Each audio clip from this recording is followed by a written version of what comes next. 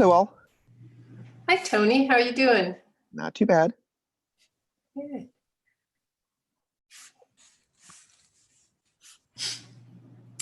Hi, everyone. Hi, Tony.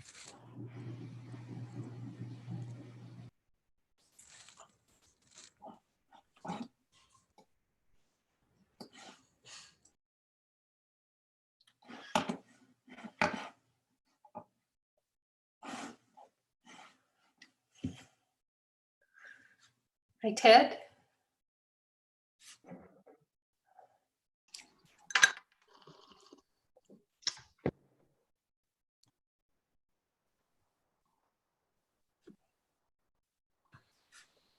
So we're trying something new today, by the way, Judy and everybody else. We're going to live stream this on YouTube. I saw that at the top and thought, what's that?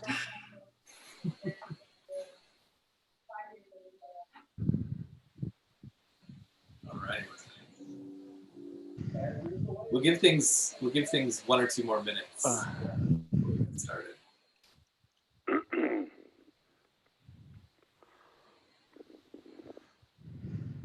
So Rick, Ted here. So what does that mean? We won't be using Zoom in the future. We could do a live stream, or just for recording purposes afterwards. Both, actually. So for those people who just want to follow along on YouTube without sort of dialing in, they can do that. It does create a recording as well, so we'll have a history of it. And it's just cool. That's probably the primary reason. That's the main reason to do anything, right? Exactly. That's right. Exactly. All right. It's 11 o'clock, and I think we're good to go. So I'm just calling up the agenda.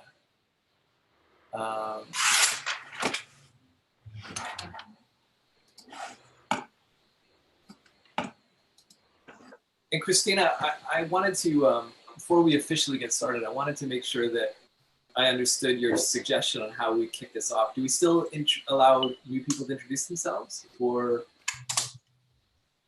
Yeah, I think do the connections, the spiel, the where you're from first, after explaining the purpose of the call, and then how to use Zoom for anyone that needs to know how to use Zoom, and then do the where you're from, and then allow anyone who's new if they want to introduce themselves, I'd say.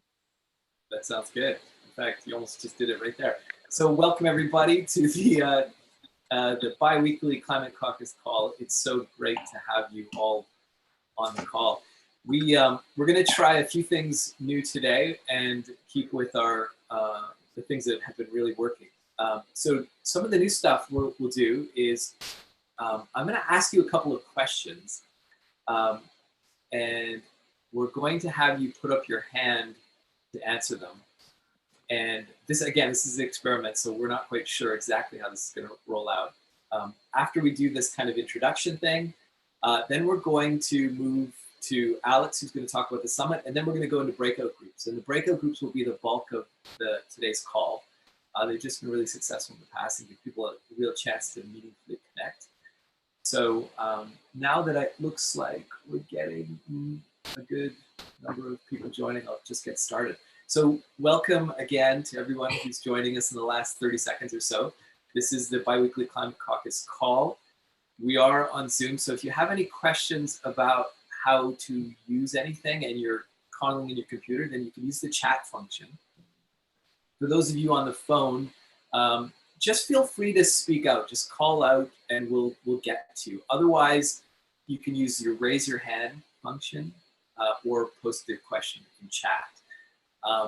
We're going to start this one by me asking some questions. So number one, let's see by show of hands who on the call is from the Maritimes. And either you physically raise your hand or try raising your hand on Zoom. Okay, how about we go for Quebec? Do we have anyone here from Quebec? Okay, Jane, you've got a few. Ontario?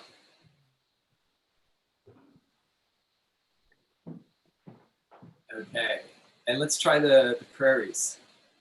Do we have anyone from the prairies? Okay, thank you. And then finally, British Columbia. Who here is from BC? Yay, BC. Awesome. Okay. Thank you for that. That gives us a good sense of where we are across the country. The next step we're going to do is I'm going to ask if anybody here is completely new to Climate Caucus. Go ahead and just introduce yourself. So your name, where you're from, and any short bit of information you want to share about yourself. Is there anybody new today? Go ahead. Yes, Jerry Wilkie with the Regional District of East Kootenay. I'm a Regional District Director. I have joined the Climate Caucus from its inception, but I'm afraid that I'm very close to being illiterate technologically and had a lot of difficulty in trying to figure out how to get in. But recently, we, the RDK, have been holding our meetings electronically, and it's gone very smoothly, so I understand. Well, Jerry, thank you for joining us. I'm so glad you've worked that out. And we may now have you as a mentor. So anybody else who's having trouble, we'll send them over to you, if that's okay. Okay, thank you. Okay, so I'm going to hand control over the meeting to Alex to do two things. One, she's going to give us a quick update on the summit, and then she's going to take over technically to handle the breakouts. So Alex, I'm going to make you the host once I figure out where you are. Okay, hi. While Rick does that, I'll just start talking. So we are planning to do a virtual summit still this year, and tentatively the date is still going to be August 7th. And we haven't decided if it's going to be full day or not, but we've decided that there are basically sort of a lot less barriers if we do it online in terms of like distance, so we could have just about anybody come and talk. Now, of course, there's going to be a little bit of some changes depending on what people sort of want to get out of this. There's obviously going to be a little bit less chance for networking, or we're going to try and, do the best we can having it online in terms of networking and facilitating connections and stuff. But people might have different outcomes that they would want or things that they're expecting to see. So in the next newsletter, which will be coming out at some point this week, I'm going to throw some more questions at you. So I'd really appreciate if everyone could take the time to just give me some input so that we can make it the best experience for everybody possible. Yeah, thank you so much. Thanks, Alex. That was great. Okay, so the next thing is an update on the Climate Action Handbook very quickly. So as we've talked about in the last couple of meetings, this is the moment, this is a serious moment for all of us, like in terms of people's personal behavior, in terms of governmental responses. We're kind of in this sort of open playing field. And many of the actions we take today in terms of responding to COVID are potential legacies for the future. It's things we can build on, respond to the next crisis and the next crisis, and the larger, ever-looming crisis of climate change. So it's both, a tough and challenging time for us, but it's also probably the greatest opportunity we've ever had to make meaningful change. So we're capturing some of those ideas today in this call, but also in our Climate Action Handbook, or so I should say our Community Action Handbook, which is really at this point focused on the COVID response and what you're doing in your community to respond to COVID. So as an example, the City of Victoria passed an interesting resolution last week about food security and really encouraging and kickstarting community gardens. So there's more that's happening. We'd love to hear about it, and you could share in this crowdsourced document called the Community Handbook. So I just want to point that out to you. And now I'm going to hand it over to Christina, who's going to get us started on breakout. Yes, after I unmute myself. We're all technologically challenged to some degree, right? So Yeah, we wanted to show the community action handbook again, but I think we're just going to jump into it to show some examples. We're going to collect the responses that we get from these breakout, keep adding them in there. It seems like a lifetime ago, but 2 weeks ago when we had our last bi-weekly call, we spent most of the time in breakout groups where each person could share what was happening in their communities and the different challenges and opportunities. And we're just going to keep that conversation going. That was one of the things that we were talking about last time, is that it's just the start of this conversation, and these are huge, these are huge times. So it's important for everyone to be able to connect, share. So we're going to break out into, I think, 4 or 5 groups, and just go around and be able to share with some prompt questions around what has changed in your community and or council with COVID-19, and what policies, actions would make your community more resilient to COVID and climate change. Are there some you've already implemented? So we just want to hear what you're doing, what's happening, and what's going on in your communities. And we'll keep collating that into the community action handbook, which we'll send out to everyone again. And people are free to enter stuff directly in there as well. It'll be a nice collated, collaborative resource of all the great things that are coming out of this and how we're all dealing with these challenging times. With that said, we can just about break out, and Alex will send us off into our breakout rooms, and we'll have about 30 minutes or so to have a chat and then come back and share what we've heard, some of the top line things with the other groups. Over to you, Alex. Okay, I'm gonna open all the rooms right now. Just one more thing, if anyone has a problem in terms of they don't end up in a group for some reason, or something happens, please privately message me and I'll sort it out. And also I'm gonna throw up like your 5-minute and 1-minute warnings. And then when I close the rooms, you will get cut off. So I apologize if someone's in the middle of a sentence, but please try and wrap it up when I give you your warnings. Thank you.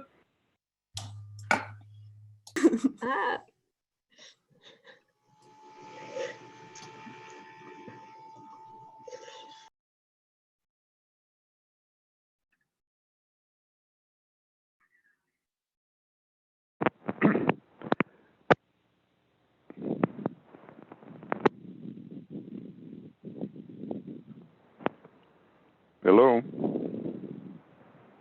Hello. Hello. Hi.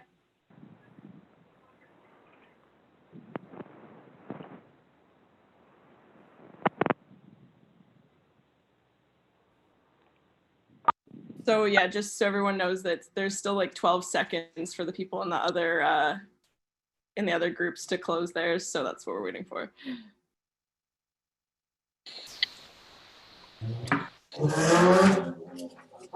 Zoom. Hey, welcome back, everybody. I'm going to hand it back to Christina to lead us through the report back. If Christina is there. Or Alex. Christina's on mute. Sorry, I just heard my name. Oh, there she is. Christina, do you want to take us through the report back? Sure. Well, maybe just the facilitator from each group can give us the top line items that you all discussed in your various groups. I'm already speaking, so I may as well chat. I think our group, the 2 things that stood out for me, and if anyone has anything pressing they really want to jump in with, please feel free to add on. But one was the importance of strong narratives and messaging. Some of our counselors are already hearing lobbying from other industries, trying to put halts on resilient community building action to do other different things. So it's really important so that we can all share that building a resilient society is the way forward, and that climate action is part of that. And the way we build a resilient society are the solutions to all of these things. And then the second one, which was quite interesting, was around the fiscal abilities for councils and the fact that right now we see a great need for more public goods and more public action, and municipalities are hamstrung a little in that they are not even allowed to run a deficit. So there's some connection with federal and provincial governments in terms of funding, and some ways that's a big challenge that we need to kind of work around. So there were some options, and ideally, potentially, Tracy was in our group, who's part of the carbon budget working group. Just gonna call her out, but hopefully that can go budget group to create a letter that potentially the Climate Caucus can send to the Finance Minister and to Prime Minister Trudeau about the need for money for municipalities instead of fossil fuels.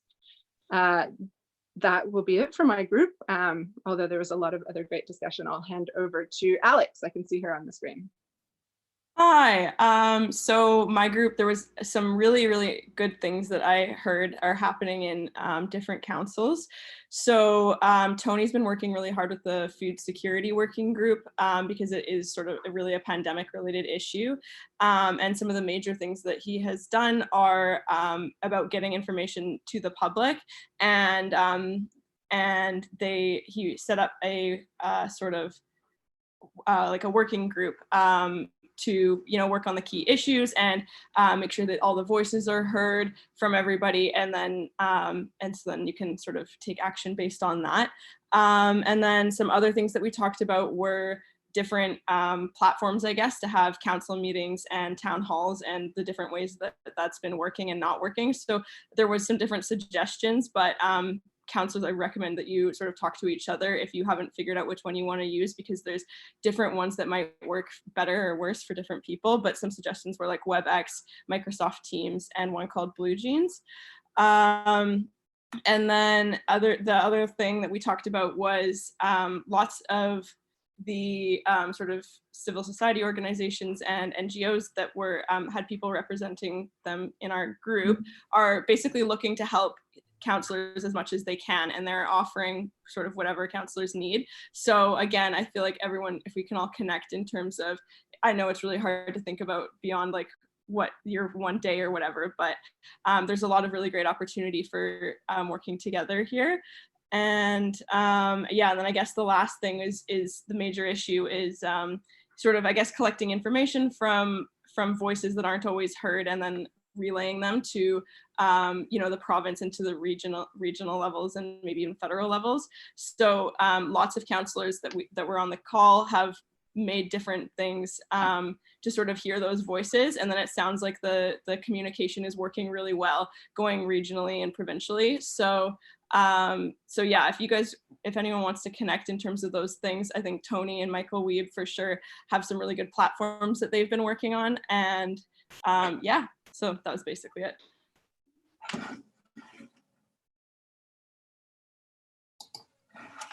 Okay, I'm gonna pass it to Judy.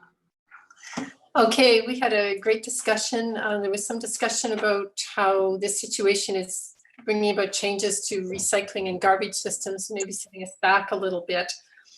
And then there was discussion of how greater recognition of the needs for the homeless in a crisis, and how municipalities need to get prepared for that, even just as some things shut down, the shortages of washrooms and drinking water, showers. We had quite a long discussion, a really good one around food security and how so much more recognition of the value of that now, more willingness to have backyard chickens, for example. I remember being at our council meeting when it seemed to be an absolutely horrific thing, the idea of backyard chickens to some councillors. So it's now a different view on that. And some municipalities talked about how they are providing help in terms of for local seed supplies, help for novice gardeners, development of community gardens. In Ontario, that's a problem because it was declared non-essential. So that's something. The same with food markets. There may be a need to lobby higher levels of government to say these truly are essential services. And the last thing I'll mention was there was talk about as transit services are cut back and offered for free, there's been a huge loss of revenue there. So it's something where there should be some effort to get the province to step in and support that. And if I missed anything important, anyone from my group, please speak up.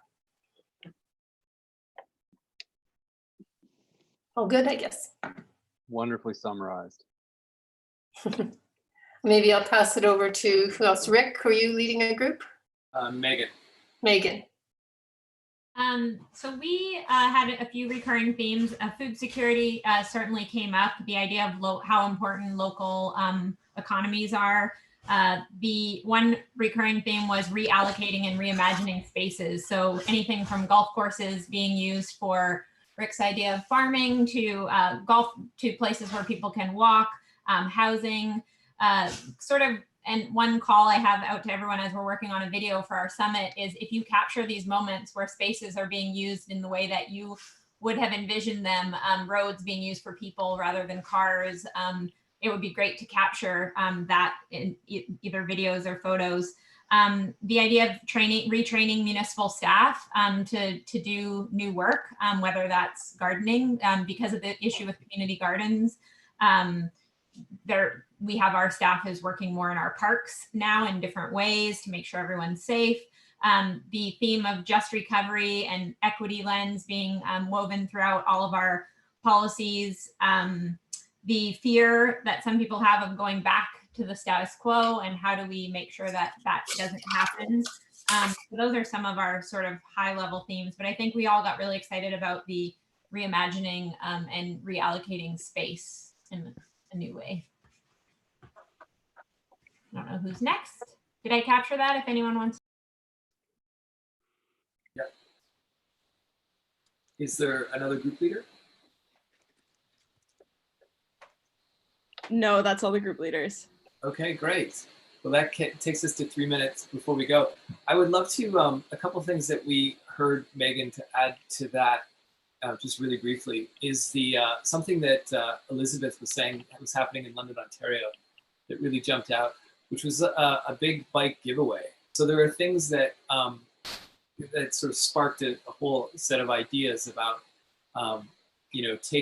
recognizing from the people that are most vulnerable and just simply solving for their concerns, making that a real priority. And that might uncover all sorts of other localized economic opportunities or projects, whether it be delivering food to people who are vulnerable. And then that reveals that maybe there's a better sort of zero emission transit or transportation network that can start doing urban deliveries more effectively, giving away bikes for free. And obviously there's, we also heard from Patrick, who's working in the pension fund space. And he was saying that, we think and hear a lot about federal and provincial stimulus money that's coming down, but not maybe thinking so much about some of the shifting in priorities from the massive pension funds. And I think he was saying that OMERS, which is the municipal retirement fund in Ontario, that's hundreds of billions of dollars in assets, are putting $5 billion towards, if I'm, Patrick, you can correct me, but community projects. So keeping that in mind about that there is a shift in private capital. And what I've heard from FCM and from others is that they're looking for shovel-ready projects or employment-ready projects. So if you want to do something bold and ambitious that is going to hire people and employ people, just know that there's more funding out there than you probably realize. That was a good summary, Rick, but it was CDPQ, the Caisse de dépôt et placement in Quebec, not OMERS. But. Thanks for that, Patrick. So, but was the $5 billion right? $5 billion, right? Yeah. Okay. Any comments or questions as we wrap it up? Yeah. Speaking of funding, a couple of weeks ago we had that planner from City of Vancouver, and he was suggesting that right now municipalities have the ability to borrow up to 40% of their yearly budget to fund operations and go forward with too. So I would suggest that's something to connect with, and I forget his name now, and it'll be in the show notes there somewhere.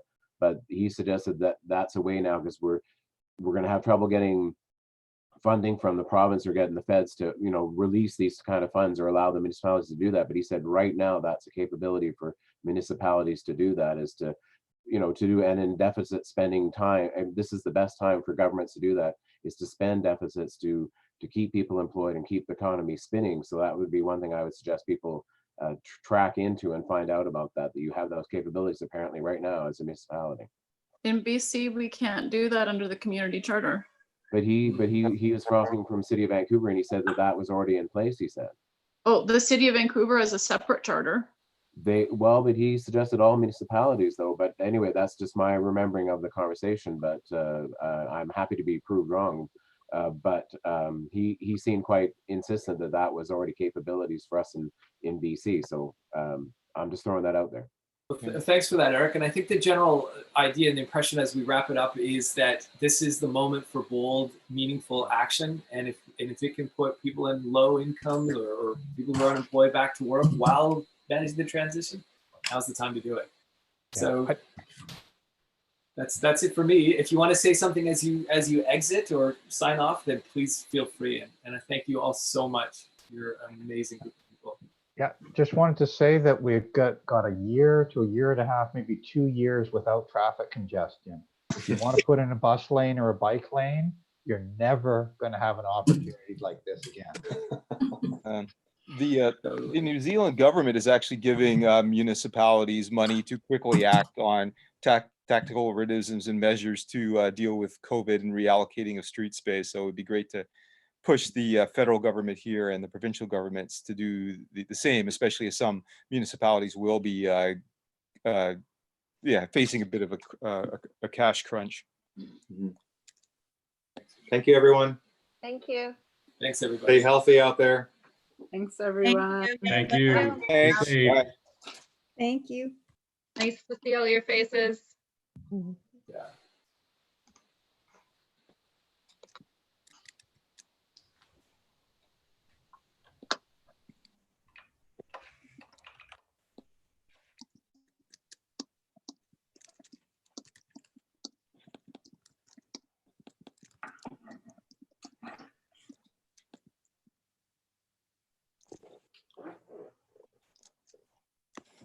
So I see Rick left us. I just wanted to ask, I'll send a note to Megan, but maybe Christina and Alex, we could all put the information from those breakout groups right into the action handbook.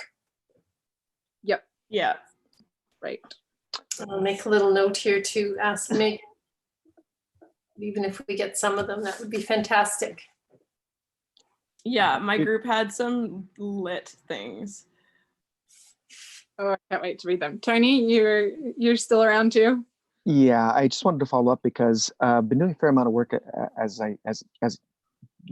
came up today. There's a fair amount of stuff that's come out. I'm not sure how to share it.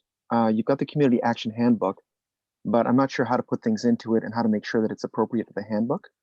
It's just, it's totally editable. When you open it up, you'll see at the bottom of the page that there's some, maybe I'll find out here in a minute, but there you'll see there's different pages.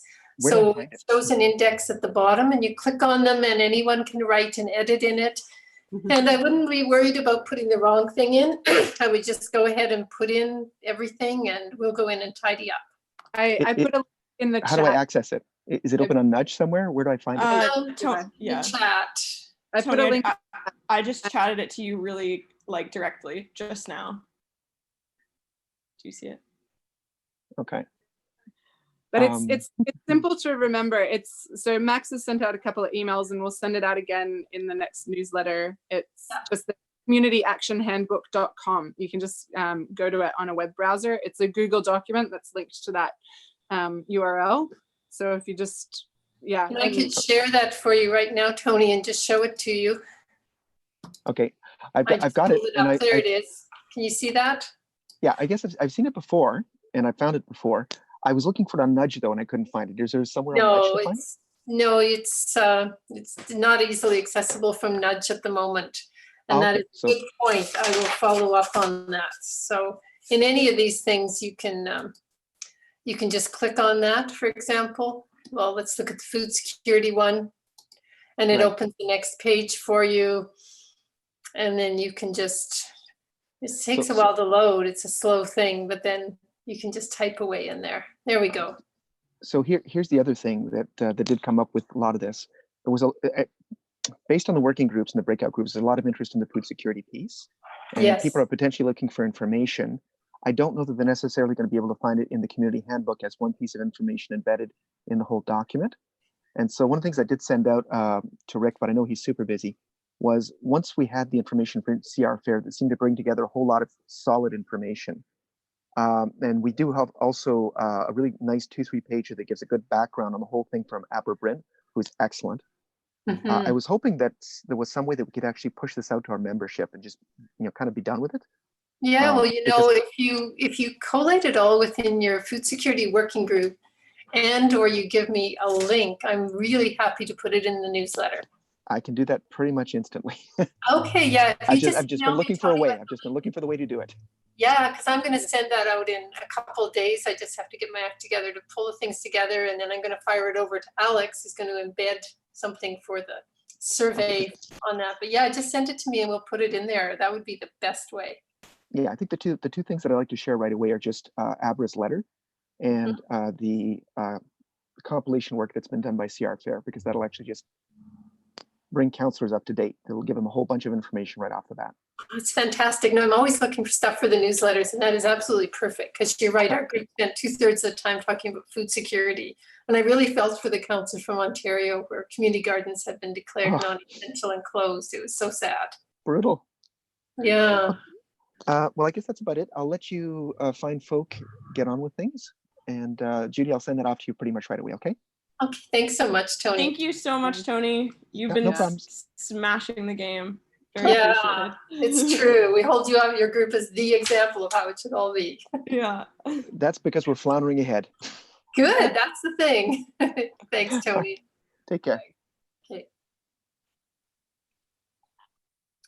Well, those breakout groups are really, really good. Thank you for Christina for getting us on to using those. They are excellent.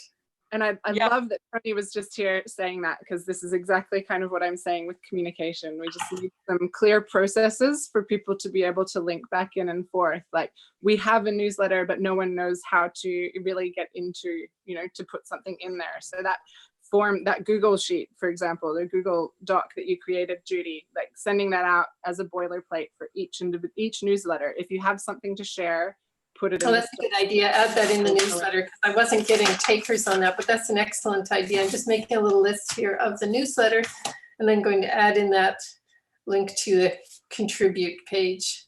It's also, people are just so overloaded with information. They need innumerable ways and reminders, and we just can't keep up on them. Exactly, which is why we need Slack, because they need the real-time stuff and they need a newsletter. And I've put all of this before into the handbook, the How We Work handbook. And these are the things, like, they're all there. We just need to, everyone, once this support team is on that same page, then we can share that more broadly, and that will have all the links to everyone. And then just, again, if you write this, if you start working on this newsletter, which should, like you said, just be a summary of what happens at the meeting so that everyone knows, and then anything else other people send to put in there.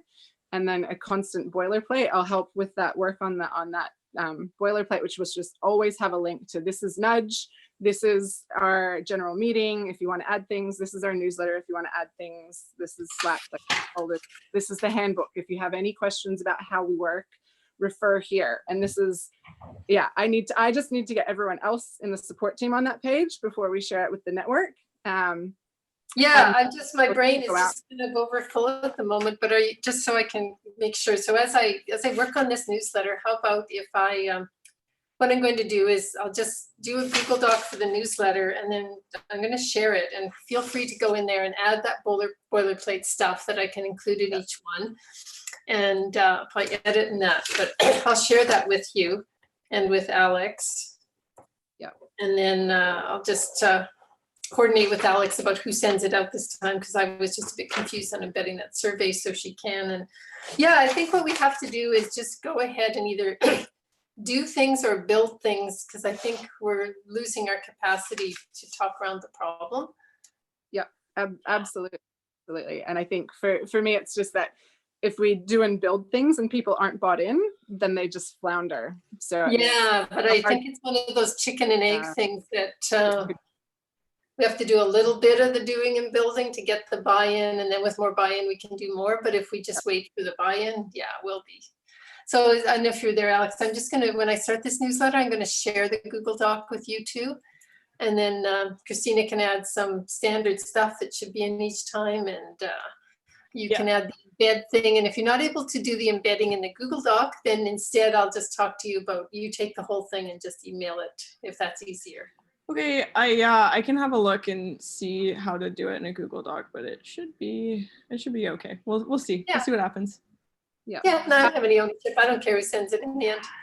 Yeah, the embed thing, is that, what's the survey that you're trying to embed in there? A summit, asking questions, give us input on the summit. We want to send that out again. And the idea was to embed in the email as opposed to however I did it.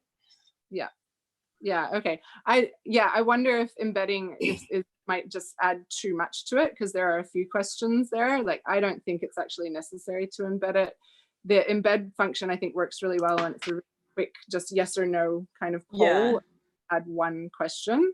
I think the benefit here would be the type answers. Yeah. Yeah. The principle of communication is we just need people to know what they're doing. So so rather than just saying here's a survey, it's here's a survey, we want to hear from you about this summit. So it's like a subheadline about the summit, which I think is what was missed last time, but this time, because it's going to be specifically about the summit, that's well, in theory it was about the summit, and that's about a million things. That always happens, but yes, we will add things. But what I'll do is feel free to add extra language in there, and don't feel badly if in the end I cut back a bit if it starts to look too long.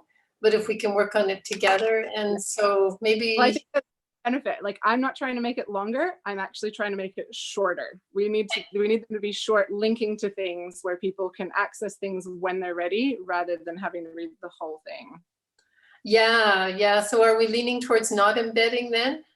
I'm easy either way. Yeah, I think so, because before it was just going to be like a yes or no poll like that. Like Right. That's when we we're talking remote or not. But now we're going back to the original survey questions to get their input. Right. Yeah. So yeah, I think if they're going to be actually taking the time to type answers, then taking the time to click on a survey to open a new tab or whatever isn't the end of the world. No, I don't think so. Yeah. Okay, well, let's do that. But I'm still going to share it with you, so that maybe I would love to get some help on it, just the wording, and especially so we can go forward with something, better for a newsletter in terms of making sure we've got all those pieces. That would be great. Yeah, and then do you guys mind if I make a survey and then share it with you guys, so that my really bad wording of these things turns into actual useful wording? Because we already have a summit survey that we've put together. So how about I look at that and then see if there's anything that we need to add or change based on the fact that it's online now. Because a lot of the answers was like, they wanted networking and that sort of thing, which I think we can still facilitate. It'd just be a little different.